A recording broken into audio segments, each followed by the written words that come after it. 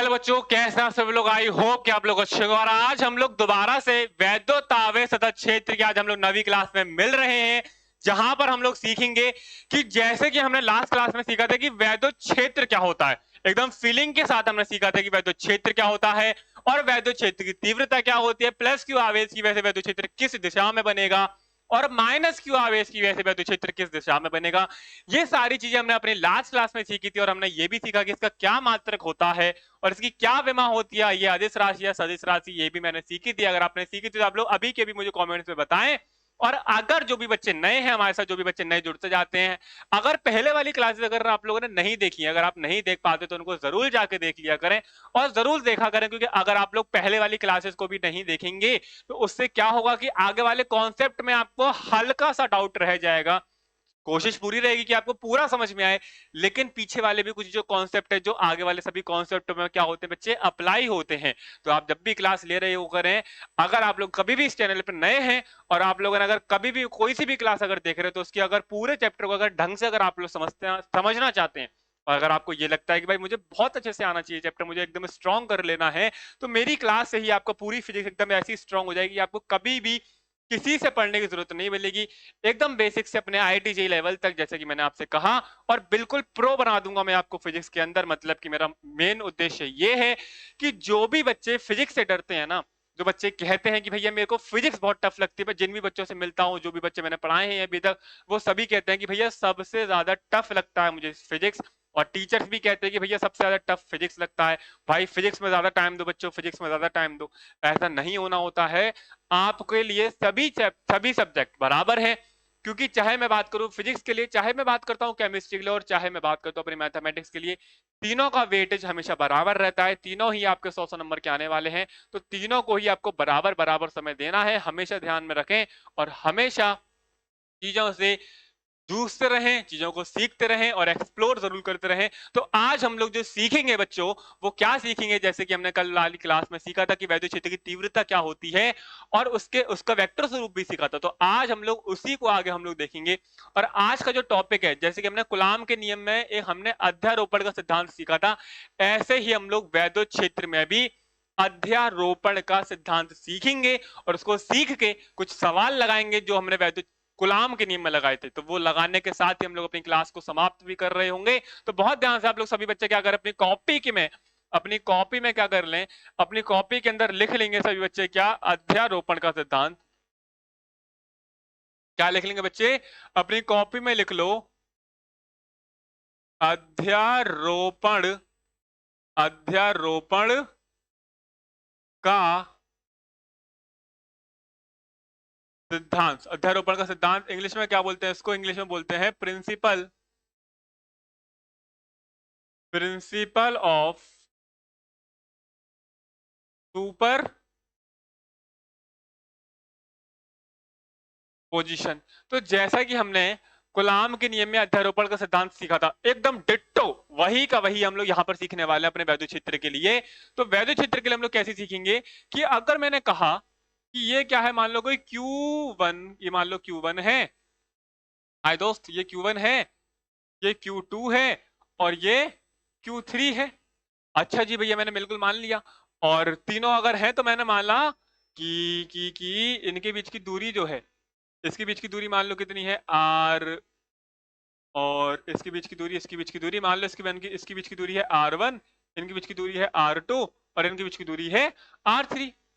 अच्छा भैया अगर इन तीनों के बीच की दूरी अगर मुझे दे रखी है, तो अब हमने सीखा था, क्या सीखा था कि ये Q2 अगर प्लस का है, अगर मुझे वैद्युत क्षेत्र की तीव्रता ज्ञात करनी है, मुझे क्या करना है, मुझे वैद्युत क्षेत्र ज्ञात करना है, मतलब E ज्ञात करना है। तो मतलब ये Q2 Q1 पे बल किधर लगाएगा, Q2 Q1 पे बल लगाएगा इस दिशा में, तो ये बनेगा हमारा E1 वेक्टर। क्या बनेगा, E1, क्योंकि पहले पे बल लग रहा है, लगा कौन रहा है, दूसरा, तो E12 वेक्टर लिखेंगे। क्या लिखेंगे, E12 वेक्टर। ऐसे ही Q3 वाला Q1 पे बल लगाएगा इस दिशा में, एकदम सीधी रेखा में बनेगा स्ट्रेट लाइन, दो आवेश, दो बिंदु आवेशों के दो रेखाओं पर एक केंद्र से दूसरे केंद्र की ओर लगता है, तो ये वाला इस पे बल लगाएगा इस दिशा में इधर, तो ये बन जाएगा E13 वेक्टर। इन दोनों का नेट कहां होगा, इन दोनों के बीच में, तो ई नेट हो जाएगा ऐसे। तो यहां पर यहां पर क्या होगा, Q1 पर कुल वैद्युत क्षेत्र की तीव्रता क्या होगी, यहां लिखेंगे हम लोग ई नेट वेक्टर बराबर E12 vector plus E13 vector, क्योंकि पहले पे बल लग रहा है, पहले पे बल लग रहा है दूसरे के द्वारा, और पहले पर ही बल लग रहा है तीसरे के भी द्वारा। तो अगर हम लोग क्या लिखें, दूसरे को तीसरे के अगर हम लोग क्या लिखेंगे, बल के मान लिखेंगे, तो क्या लिखेंगे E12 वेक्टर बराबर, मतलब क्या कि ये Q2 वाला Q1 पे बल लगा रहा है इधर, ये इस पे बल लगा रहा है इधर, बीच की दूरी कितनी है, ये रही, कितनी है Q1, तो Q2 बल लगा रहा है Q1 पर, तो क्या लिखेंगे हम लोग, यहां लिखेंगे के Q2 बटे R1 का स्क्वायर। ऐसे ही E13 वेक्टर के लिए क्या लिखेंगे, इसके लिए लिखेंगे ये Q3 वाला Q1 पर बल लगा रहा है इधर, Q3 वाला Q1 पर बल लगा रहा है इधर, तो हम क्या लिख देंगे के Q3 बटे R3 का स्क्वायर। समझ में आ गई बात, नहीं आ गई, इसके क्या कर देंगे, मान लिख देंगे हम लोग। तो अब क्या कर देंगे, ई नेट वेक्टर बराबर, अगर हम लोग लिख के देखें तो क्या बनेगा, के Q2 बटे R1 का स्क्वायर प्लस के Q3 बटे R3 का स्क्वायर, ऐसे हम लोग निकाल लेंगे। समझ में आ रही है बात, नहीं आ रही। अब ये अगर हमें करना है, अगर एक से ज्यादा बल होंगे तब हम क्या करेंगे, एक से ज्यादा बल होंगे तो हम क्या करेंगे कि मान लो हमें यहां दे रखा है कोई Q0 आवेश, और ये Q1 है, ये Q2 है, ये Q3 है, और यहाँ पर Qn है, बहुत सारे आवेश दे रखे हैं। तो क्या होगा, क्या होगा, ये Q1 वाला इस पर बल लगाएगा इधर, मतलब बल इधर लगाएगा, बल इधर लगा रहा है तो वैद्युत क्षेत्र भी इधर ही उत्पन्न होगा, और ऐसे ही Q2 वाला बल लगा रहा है इधर, तो वैद्युत क्षेत्र इधर उत्पन्न होगा। Q3 वाला बल लगा रहा है इधर, तो वैद्युत क्षेत्र इधर उत्पन्न होगा। ठीक है, Qn वाला बल लगा रहा है इधर, जिसको हमने नाम रख दिया En वेक्टर। तो ये चार लोग लगा रहे हैं बल, ये चार लोग क्या कर रहे हैं, चार लोग बल लगा रहे हैं। कैसे कैसे, दो इधर और दो इधर, तो इन चारों का नेट बल कहीं ना कहीं तो होगा, यानी कि कुल ना कुल वैद्युत क्षेत्र की तीव्रता होगी। तो मान लो यहाँ है अगर, यहाँ है अगर, तो क्या हो जाएगा ई नेट वेक्टर, क्या हो जाएगा ये ई नेट वेक्टर। तो ई नेट वेक्टर मतलब ई कुल कैसे निकालेंगे, तो इसके लिए लिखेंगे ई नेट वेक्टर बराबर E1 vector plus E2 vector plus E3 vector plus E plus नहीं है फिर डैश आएगा, अगर बहुत सारे हो प्लस लगाने के बाद डैश डैश डैश डैश फिर प्लस लगाकर En वेक्टर। समझ में आ रही बात, नहीं आ रही। तो जितने भी होंगे, जितने भी होंगे उन सबका आप सभी लोग क्या कर देंगे, वेक्टर योग कर देंगे। अगर मान लो इसके बीच की दूरी R1 है, इसके बीच की दूरी R2 है, इसके बीच की दूरी R3 है, इसके बीच की दूरी Rn है, तो इसमें E का फॉर्मूला लिख देंगे, E का मान लगा देंगे। अब इस पे हम लोग सवाल करते हैं। सवाल क्या है, सवाल ये है कि मान लो अगर हमें कोई त्रिभुज दे रखा है, क्या दे रखा है, सवाल है, सवाल यह है कि कोई त्रिभुज दे रखा है, यहाँ पर आवेश कितना है Q, ये भी आवेश कितना है Q, ये वाला आवेश भी कितना है Q आवेश अगर दे रखा है। तो अगर मुझे तीनों अगर आवेश दे रखे हैं प्लस के Q आवेश हैं, अगर इनका नाम मैंने रख दिया, इसका नाम मैंने रख दिया, यहाँ रख देते हैं, इसका नाम है A, इसका नाम है B, इसका नाम है C। तो हमें क्या करना है, ये कह रहा है कि E नेट निकालो, यानी कुल वैद्युत क्षेत्र की तीव्रता निकालो, E net on B, E net on B, यानी कि B आवेश पर, B आवेश, B आवेश पर कुल वैद्युत क्षेत्र की तीव्रता ज्ञात कीजिए। समझ में आ गई बात, नहीं आ रही, यानी कि बी आवेश पर हमें क्या निकालनी है, कुल वैद्युत क्षेत्र की तीव्रता निकालनी है। तो अब हमें क्या करना पड़ेगा, अब हमें क्या करना पड़ेगा, जैसा कि हमने कहा, जैसा कि हमने कहा कि अगर मुझे बी पर निकालना है तो ये क्यू ए वाला, ये ए वाला इस पर बल किधर लगाएगा, ये ए वाला इस पर बल लगाएगा इधर, तो क्या हो जाएगा, ये हो जाएगा हमारे पास वैद्युत क्षेत्र की दिशा बनेगी इधर। तो हमें लग रहा है बी पर, लगा कौन रहा है, ए, तो हमें कर देते हैं हम लोग खाली ए लिख लेते हैं। ऐसे ही ये बी पर बल, ये सी वाला इस पर बल किधर लगाएगा, सी वाला इस पर बल लगाएगा इधर, और वैद्युत क्षेत्र भी किधर उत्पन्न होगा, यहीं पर उत्पन्न होगा। अच्छा भैया, बीच की दूरी कितनी है, बीच की दूरी है a, बीच की दूरी कितनी है, बीच की दूरी है a, और त्रिभुज के तीनों कोणों का योग कितना मिलेगा तुम्हें, 60 डिग्री। तो ये भी 60 डिग्री है, ये भी तुम्हें 60 डिग्री देखने को मिलेगा, तो ये भी 60 डिग्री होगा कहीं ना कहीं, है ना। तो अब तुम क्या कहोगे कि इन दोनों का नेट योग कहाँ है, इन दोनों का नेट वेक्टर जो कुल वैद्युत क्षेत्र की तीव्रता मिलेगी वो मिलेगी बीच में इन दोनों के 30 डिग्री के कोण पर कहीं ना कहीं।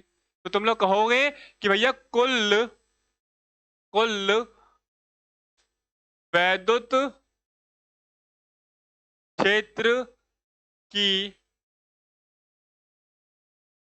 तीव्रता, क्या कहेंगे, कुल वैद्युत क्षेत्र की तीव्रता, कैसे, क्या लिखेंगे, ई नेट वेक्टर बराबर ई ए वेक्टर प्लस का ई सी वेक्टर। समझ में आ गई बात, ई ए वेक्टर प्लस का ई सी वेक्टर। अच्छा, तो अब हमने कहा कि पहले ई और ई सी वेक्टर के मान निकाल लो। तो देखना जरा, अगर मैं बात कर रहा हूं ई ए वेक्टर की, तो वैद्युत क्षेत्र की तीव्रता का क्या फॉर्मूला होता है, फॉर्मूला होता है ई बराबर के क्यू बटे आर स्क्वायर। तो मान लो इसकी बीच की दूरी कितनी है, a है, तो ये वाला इस पर बल लगा रहा है इधर की तरफ, ये वाला इस पर बल लगा रहा है इधर की तरफ, तीनों तो प्लस के क्यू आवेश है ही है। तो ये वेक्टर क्या हो जाएगा, के क्यू बटे a का स्क्वायर, इसका नाम है नंबर 1 रख दो, नंबर 1 रखने की जरूरत नहीं है, ठीक है, a स्क्वायर। ऐसे ही क्या होगा, E2 वेक्टर का भी निकल जाएगा, E2 नहीं, ऐसे ही निकल जाएगा ई सी वेक्टर भी क्या हो जाएगा, के क्यू बटे ए स्क्वायर, क्योंकि ये सी वाला इस पर बल इधर लगा रहा है, क्यू आवेश हो गया, बीच की दूरी कितनी हो गई, ए हो गई, हो गया। अब तुम कहोगे कि भैया ई ए वेक्टर का मापांक बराबर है ई सी वेक्टर के मापांक के, तो मैं इन दोनों को क्या लिख सकता हूं, मैं इन दोनों को ई लिख सकता हूं, क्या लिख सकता हूं, मैं इनको ई लिख सकता हूं, हमने एक ई नाम दे दिया। अब वहां पर क्या लगाएंगे, वहां पर लगाएंगे सदिश योग का नियम, क्या लगाएंगे, सदिश योग नियम से क्या लिखेंगे हम लोग, आर बराबर अंडर रूट के अंदर A square plus B square plus 2ab cos theta. Clear है, तो एक ए मान लिया हमने ए और बी मान लिया हमने ई सी, तो हम क्या लगाएंगे फॉर्मूले में लिखेंगे हम लोग फिर ई नेट वेक्टर बराबर अंडर रूट के अंदर ई ए वेक्टर का स्क्वायर प्लस ई सी का स्क्वायर प्लस 2EA ई सी कॉस, और कोण कितना था, 60 डिग्री था, कितना था कोण, 60 डिग्री था। इनके मान लिख दो, ई नेट वेक्टर बराबर अंडर रूट के अंदर ई ए और ई सी को हमने क्या मान लिए थे, ई मान लिया, तो क्या हो जाएगा, ये E square plus E square plus 2 ई और ई मिलकर क्या बन जाएगा 2e स्क्वायर, कॉस 60 का मान कितना 1/2, तो क्या होगा यहाँ पर 2 से 2 कट जाएगा, 2 से 2 क्या हो जाएगा, कट जाएगा। तो क्या लिख देंगे हम लोग, लिख देंगे ई नेट बराबर अंडर रूट के अंदर ई स्क्वायर क्या कर देंगे हम लोग 3e स्क्वायर कर देंगे, ठीक है, स्क्वायर से रूट कट जाएगा, इस पे रूट 3 पे बच जाएगा। ई नेट बराबर क्या हो जाएगा, ये हो जाएगा अंडर रूट के अंदर 3e, कितना हो जाएगा 3e, और e का मान कितना आ जाएगा, e का मान कितना आ जाएगा, e का मान देखो, e का मान अभी क्या निकाला था हमने, ये हो जाएगा e नेट बराबर अंडर रूट में 3 और e का मान के क्यू बटे ए स्क्वायर, तो ये हो जाएगा के क्यू बटे ए का स्क्वायर हो जाएगा। समझ में आ गई बात, यही क्या है हमारा कि इस त्रिभुज पर किसी भी कोने पर निकालो हम लोग, अगर मान लो कि कहां चला गया ये त्रिभुज, हाँ मान लो मैं यहां निकाल लू, यहां निकाल लू, मैं कहीं पर भी निकाल लू ना, मुझे क्या मिलेगा, यही मान मिलेगा, चाहे वो अंदर की तरफ लग रहा हो, चाहे तीनों में से कोई एक माइनस का कर दो, चाहे एक प्लस का कर दो, तो इससे क्या होगा, माइनस के कर लेने से दिशा बदल जाएगी, लेकिन वैद्युत क्षेत्र का मान नहीं बदलेगा, वैद्युत क्षेत्र का मान उतना का उतना ही रहेगा। अगला सवाल नंबर 2 क्या होगा कि मान लो कि मेरे को ये त्रिभुज दे रखा था दोबारा से, और यहाँ पे कोई प्लस का क्यू था, यहाँ पर भी प्लस का क्यू आवेश था और यहाँ पर भी क्या था, प्लस का क्यू आवेश था। और मैंने इसके केंद्र पर, कहां पर, इसके केंद्र पर कोई कैपिटल क्यू आवेश कर दिया। तो तुम्हें ई नेट बताना है, ई नेट वेक्टर बताना है ऑन सेंटर।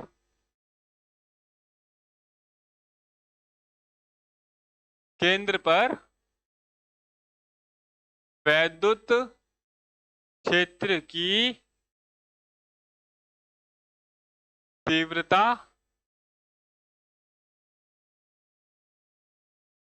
ज्ञात कीजिए। जल्दी से जल्दी बताओ, जल्दी से बोलो क्या होगी, केंद्र पर वैद्युत क्षेत्र की तीव्रता क्या होगी।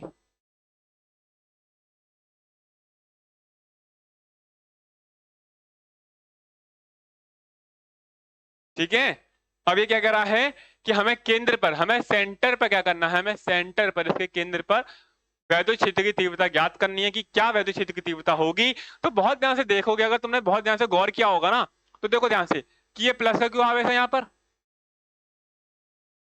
ये इस पर यहां से मान लो, ये इस पर यहां से, ये इस पर यहां से बल लगाएगा तो वैद्युत क्षेत्र किधर बनेगा, इधर बनेगा। ऐसे ही ये यहां से इस पर बल लगाएगा इधर, तो इसके लिए वैद्युत क्षेत्र किधर बनेगा, इसके लिए वैद्युत क्षेत्र इधर बनेगा। और ये प्लस का क्यू आवेश इस पर बल लगाएगा इधर, इधर लगाएगा, तो इसके लिए वैद्युत क्षेत्र किधर बनेगा, इधर बनेगा।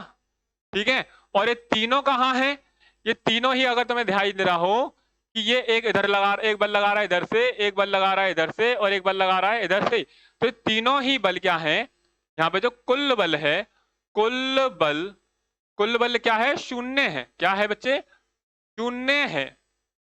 क्यों, क्योंकि जितना बल इधर से लगेगा उतना बल इधर से लगेगा, उतना बल इधर से लगेगा, तीनों तरफ से बराबर लगेगा, तो एफ नेट जो होगा वो क्या होगा, जीरो होगा। और कुल बल जीरो होने की वजह से यहां पर कुल वैद्युत क्षेत्र भी क्या होगा, शून्य होगा। क्या होगा, शून्य होगा। यानी कि ई नेट का मान भी कितना होगा बच्चे, जीरो देखने को मिलेगा। कितना देखने को मिलेगा, जीरो। जीरो मतलब जीरो देखने को मिलेगा। समझ में आ गई बात। तो दूसरा सवाल कुछ इस प्रकार का था। ऐसा ही हम अगर लेते हैं एक और सवाल जिसका नाम है नंबर 3। तो सवाल नंबर 3 अगर आज की क्लास में सवाल ही सवाल करने हैं तो बहुत ध्यान से देखो। इस सवाल का जवाब बताओ मुझे जल्दी से, इस सवाल का जवाब मुझे बताओ। यहाँ पर मैंने लिखा है प्लस का क्यू आवेश, यहाँ पर भी मैंने ले रखा है प्लस का क्यू आवेश, यहाँ पर भी मैंने ले रखा है प्लस का क्यू आवेश, यहाँ पर भी मैंने ले रखा है प्लस का क्यू आवेश। और इसके केंद्र पर क्या है, इसके केंद्र पर क्या है, कोई कैपिटल क्यू आवेश है। तो अब हमें क्या करना है, केंद्र पर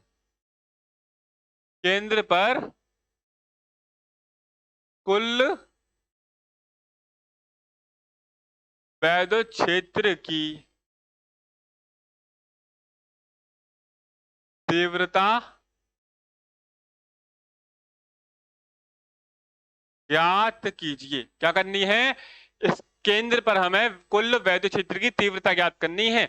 तो कर देंगे। हमें क्या दिक्कत आ रही है, मतलब ई नेट निकालना है हमें। क्या निकालना है बच्चे, ई नेट निकालना है हमें, तो निकाल देंगे। तो अब मैंने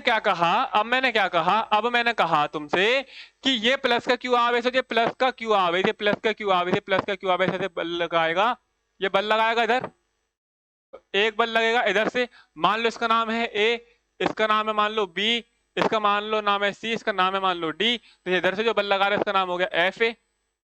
ऐसे ही ये सी वाला इस पर बल लगाएगा इधर से, तो ये बल लगा रहा है इधर से, तो इसका नाम रख दिया हमने मान लो एफ सी।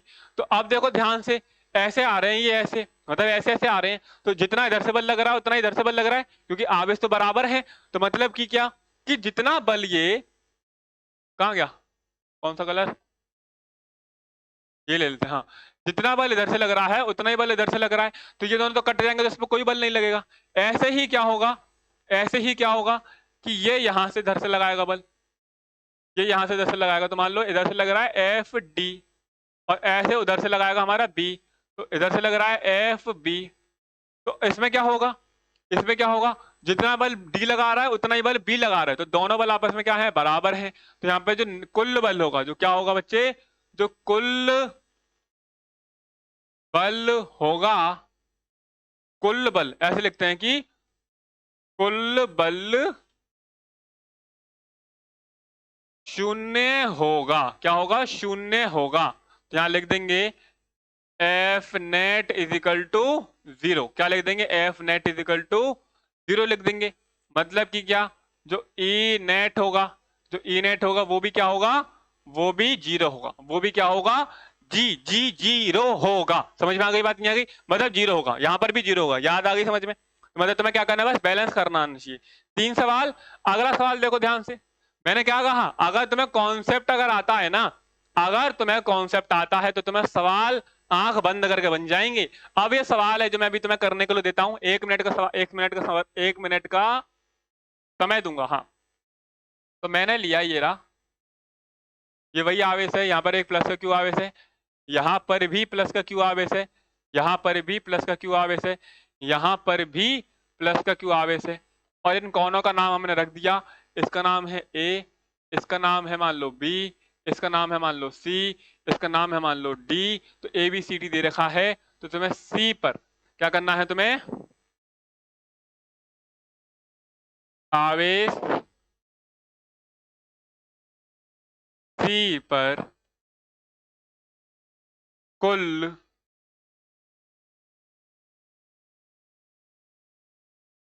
वैद्युत क्षेत्र की तीव्रता ज्ञात करनी है। ठीक है, 1 मिनट का समय है, जल्दी से जल्दी करके बताओ।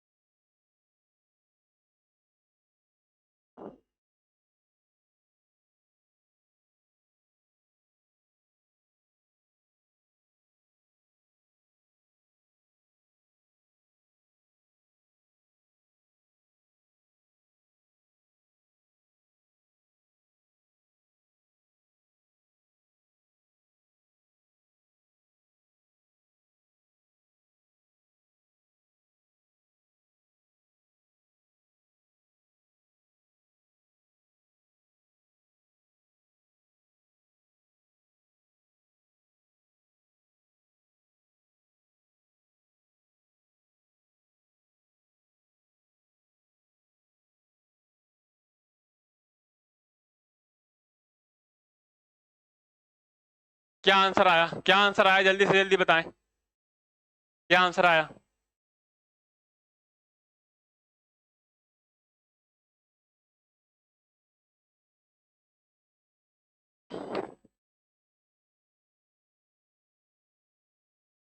क्या करेंगे इसमें? क्या करेंगे इसमें?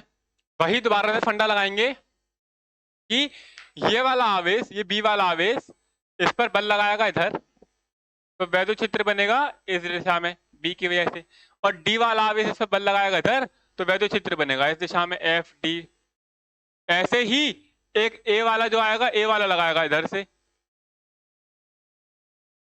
ए वाला लगाएगा इधर से, तो जो वैद्युत क्षेत्र बनेगा वो आएगा इस दिशा में। तो इस पे 3 लोग बल लगा रहे हैं। क्या लगा रहे हैं इस पर? इस पे 3 लोग बल लगा रहे हैं। अब क्या होगा कि इसका और इसका कुल बल लगेगा, तो इन दोनों का जो कुल बल लगेगा उसका नाम रख देंगे हम लोग F B D. F B D, क्योंकि ये इन दोनों के बीच में कोण कितना है? इन दोनों के बीच में कोण 90 डिग्री का। इन दोनों का निकल के आ जाएगा ये F B D. F B D इसमें लगेगा और एफ ए वाला भी लगेगा। तो अब इधर 2 लग जाएंगे और दोनों एक ही दिशा में, तो थीटा कितना हो जाएगा? 0 डिग्री हो जाएगा। थीटा कितना हो जाएगा? 0 डिग्री हो जाएगा। तो पहले इन तीनों का मान लिख लेते हैं। पहले मान लिखते हैं, पहले मान लिखते हैं एफ डी का, एफ डी वेक्टर का। डी वेक्टर का क्या होगा? डी वेक्टर मतलब ये वाला, तो इसके लिए लिखेंगे के क्यू, और मान लो बीच की दूरी कितनी है? ए है, के क्यू बटे ए स्क्वायर। ऐसे ही एफ बी का होगा, ई बी का, यानी कि बी वाले का। बी वाले का इधर से लग रहा है, इधर से लग रहा है इधर, और दूरी कितनी है? ए, तो इसके लिए क्या हो जाएगा? के क्यू बटे ए का स्क्वायर। ठीक है, लेकिन ए वाला कहाँ है? ये ए है, ये ए है, तो ये कितनी बन जाएगी? हमने सीखा था लास्ट क्लास में अंडर रूट में, 2a बन गई ये वाली दूरी, कण वाला। तो कण निकाल लेते हैं हम लोग ऐसे। तो यहाँ पे क्या लिखेंगे? यहाँ क्या लिखेंगे? ई ए वेक्टर बराबर क्या लिखेंगे, ए वेक्टर बराबर लिखेंगे हम लोग क्या, के क्यू बटे, के क्यू बटे क्या लिखेंगे, अंडर रूट में 2a का स्क्वायर। तो क्या हो जाएगा, ई ए वेक्टर बराबर के क्यू बटे 2a का स्क्वायर। क्लियर है, हमने तीनों के मान लिख लिए। तो अब हमें निकालना क्या है, अब हमें निकालना क्या है, तो देखो ध्यान से, हमें निकालना है कि ई नेट वेक्टर बराबर इन तीनों का सम करना है। तो क्या करना है हमें, एफ बी वेक्टर प्लस, मतलब ई बी वेक्टर और E D vector plus E A vector. अब क्योंकि तुम तीनों का एक साथ तो कर नहीं सकते, तो इन दोनों का इन दोनों के लिए हमें क्या करना पड़ेगा, पहले हमें पहले पता करना पड़ेगा एफ बी डी, मतलब कि क्या, कैसे कैसे, मतलब कि क्या, हमें ई B D plus E A vector. तो हमारा ये है आंसर। तो ये आंसर निकालने के लिए हमें पहले निकालना पड़ेगा क्या, F B D vector. F B D vector कैसे निकलेगा, एफ बी वेक्टर प्लस, मतलब ई बी वेक्टर और ई डी वेक्टर।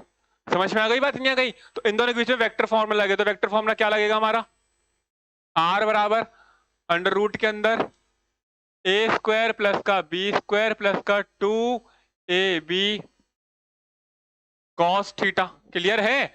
अगर इसमें फॉर्मूला लगा देंगे तो फॉर्मूला कैसे लगेगा, देखो यार, ये ना, तो क्या लिखेंगे हम लोग, ई नेट वेक्टर बराबर अंडर रूट के अंदर ई बी का स्क्वायर प्लस ई डी का square plus 2 B E D cos. क्योंकि देखो ई में और डी में, कहा गया ई में और डी में, बी में और डी में, बी में और डी में कोण कितना है, 90 डिग्री है। तो कोण कितना हो गया इसके बीच में, कोण हो गया 90 डिग्री, क्योंकि कॉस 90 का मान होता है 0। तो मतलब कि क्या, ये वाला भाग कितना हो गया, पूरा 0 हो गया। तो यहाँ पे क्या बचा हमारे पास, बचा हमारे पास बचेगा E net vector is equal to under root के अंदर ई बी का स्क्वायर प्लस ई डी का स्क्वायर। क्लियर है? अब क्योंकि देखो बी पे भी उतना ही बल है, डी पे भी उतना ही बल है, बी और डी आपस में क्या है, बराबर है, बी और डी आपस में क्या है, बराबर है। तो मैं क्या लिखूंगा, क्योंकि ई बी वेक्टर इसका मापांक बराबर है ई डी वेक्टर के मापांक के, जिसको हम बराबर में लिख सकते हैं ई, और इसको हमें क्या लिखना है, इसको लिखना है हमें ई बी डी।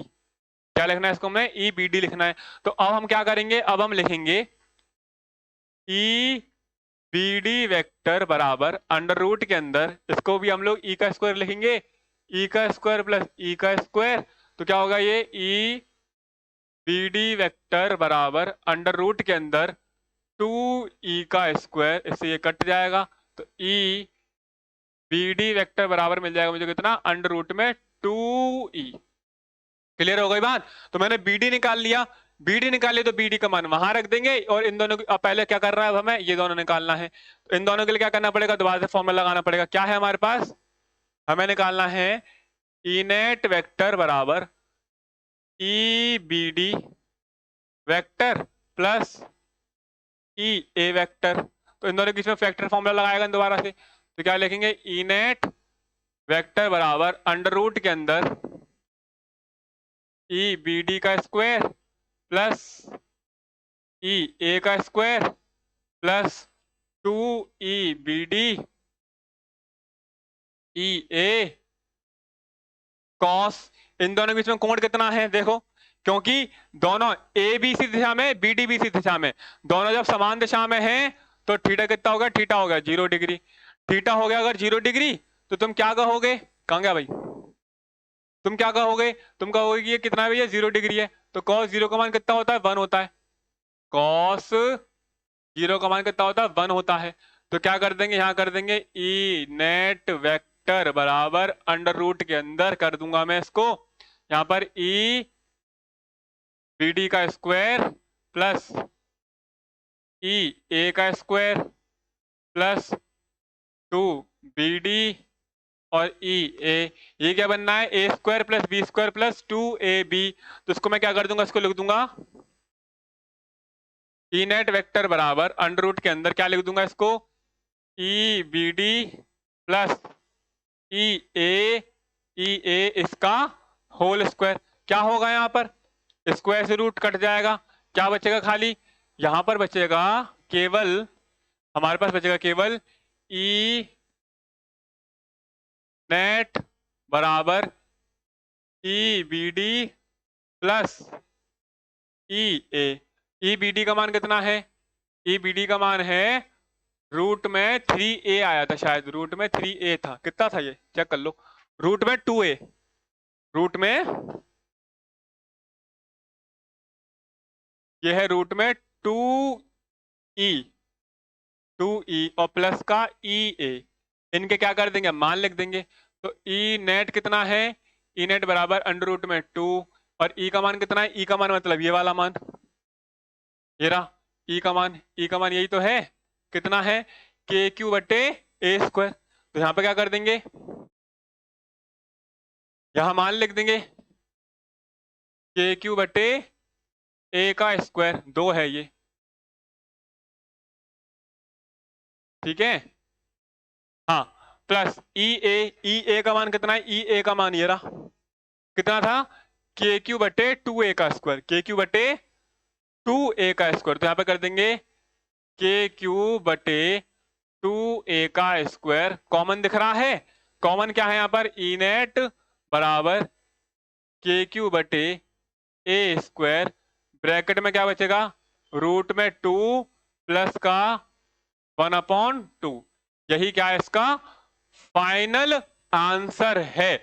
आई होप कि